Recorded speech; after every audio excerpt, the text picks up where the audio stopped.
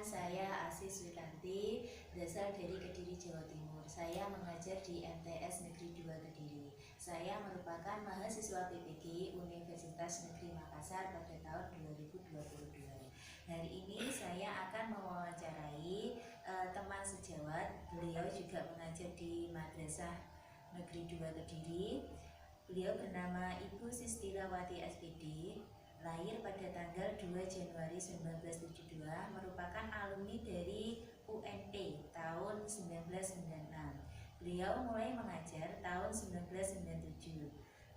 Riwayat karir beliau, prestasi beliau merupakan pembina KIR yang sudah berhasil membawa beberapa siswanya meraih prestasi sampai ke LIPI.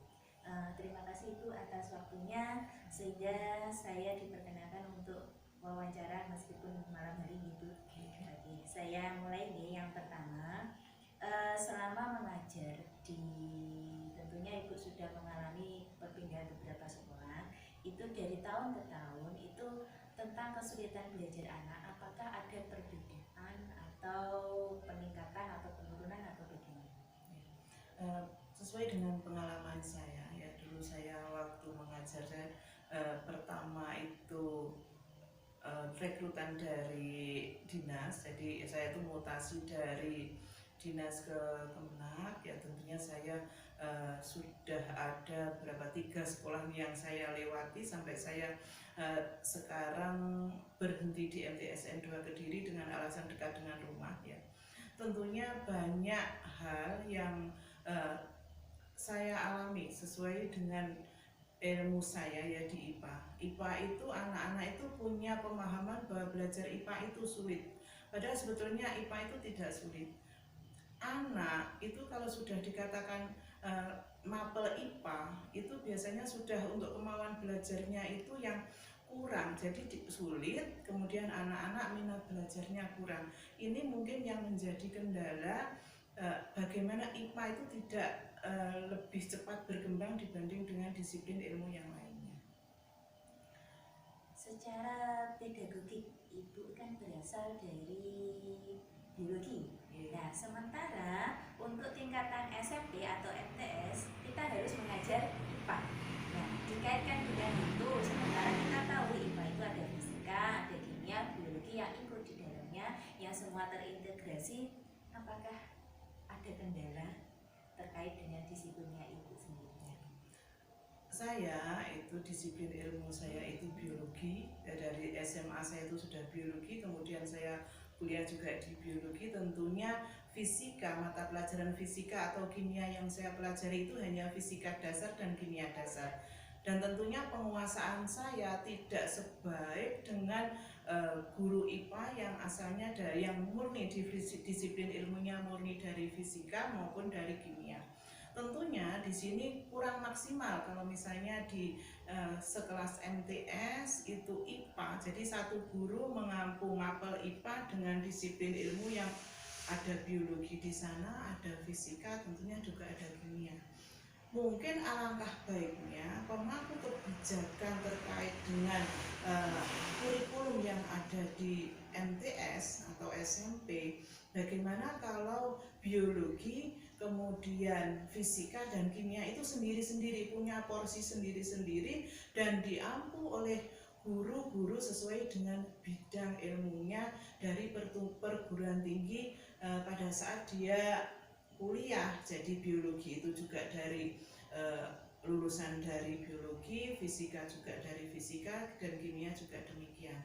Tentunya kalau kita mampu seperti itu, insya Allah nanti untuk persiapan anak-anak ke tingkat MA atau SMA itu akan lebih maksimal. Jadi harapan Ibu itu fisika sendiri, biologi sendiri, kimia Sendiri. Itu harapannya Harapannya seperti itu. Nah, kalau sudah seperti ini kondisinya, bagaimana terkait dengan persiapan pembelajaran? Saya, karena background saya biologi, tentunya waktu saya akan mengajar fisika, ya saya belajarnya mungkin ya mati-matian. Ya mungkin saya akan meminta ke guru lain yang dia disiplin ilmunya tentunya asalnya memang dari fisika, dan saya tidak malu untuk belajar seperti itu, tidak malu. Tetapi saya tetap tidak bisa kalau Mas sudah menemukan soal yang tentunya aplikasi, dan sekarang itu soal-soal yang ada di C5, C6, C6. C5, C6.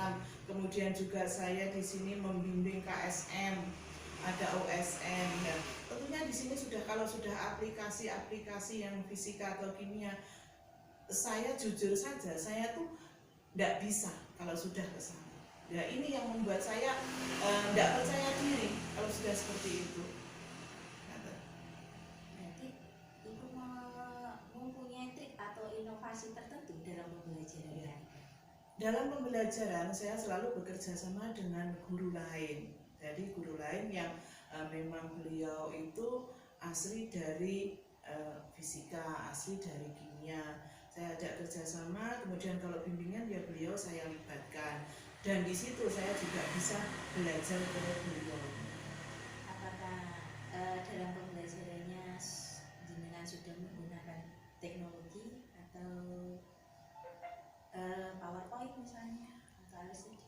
Iya, dalam pembelajaran saya malah lebih banyak menggunakan yang dari IT, misalnya kita menggunakan PowerPoint, kemudian LCD proyektor, itu lebih banyak kita gunakan. Karena apa ya, kalau kita menggunakan fasilitas sarana prasarana dari madrasah yang kaitannya dengan IT itu kita maksimalkan, kita itu bisa belajar, bisa mengajar, bisa menjelaskan ke siswa itu dengan maksimal. Tentunya kalau kita menggunakan PowerPoint itu guru lebih mudah, karena di situ ada poin-poin yang bisa langsung mengena pada mapel atau pada materi yang kita sampaikan ke siswa. Jadi sangat membantu sekali. Oh, seperti itu. Terkait dengan evaluasi pembelajaran, tentunya Ibu sudah menerapkan soal HOTS atau soal LOTS atau bagaimana? Sampai saat ini ya, kalau dulu sebelum pandemi kita itu sudah merambah pada soal HOTS itu banyak, jadi prosentase kita itu hampir lebih dari hampir 50% lah kita mengenalkan soal-soal HOT ke anak. Karena apa? Pada saat itu sebelum pandemi, frekuensi ketemu kita dengan anak itu kan full setiap hari dan jamnya juga jam normal. Tetapi setelah pandemi kita banyak daring, kemudian kita hanya ketemu anak mungkin hanya lewat Zoom atau dengan pembelajaran yang dengan waktu yang terbatas. Di sini tentunya kita menyadari sekali bagaimana penguasaan anak itu tidak maksimal pada mata pelajaran. Jadi kalau kita berikan soal HOT 1, 2 saja itu akan menyita waktu. Jadi di sini mungkin nanti kalau kita setelah ini new normal itu kita pertemuan kita dengan anak itu KBM kita jamnya sudah normal, insya Allah soal-soal itu juga akan kita berikan sesuai dengan porsinya. Tapi sementara ini belum ada. Jadi pandemi ini kita masih adaptasi dulu, adaptasi terhadap situasi yang sekarang. Karena anak-anak itu dijelaskan itu masih kesulitan menerima mata pelajaran, materi yang diberikan satu bab itu tidak cukup dalam, mungkin kalau perencanaan kita itu 4 kali pertemuan bisa jadi 5 kali pertemuan. Kalau kita menuruti untuk memberikan pemahaman ke siswa sampai tuntas, jadi cenderung belum tuntas atau tidak bisa tuntas Untuk aplikasi soal HOTS. ya. Kemudian untuk cara mengajar, tentunya beberapa guru IPA kan ada MGMP-nya, ya itu tentunya ada model-model itu, apakah juga terjelaskan juga di situ? Ya. Kalau di MGMP itu, kalau pertemuan guru mata pelajaran yang kita laksanakan setiap bulan, di situ semua dari sekolah-sekolah itu menyampaikan kesulitan-kesulitan yang dihadapi masing-masing. Kemudian di situ kita pecahkan bersama, kemudian kita mencari solusi bersama bagaimana kita bisa menyampaikan materi ke anak itu benar-benar sesuai dengan tujuan pembelajaran. Jadi sesuai dengan kompetensi yang diminta.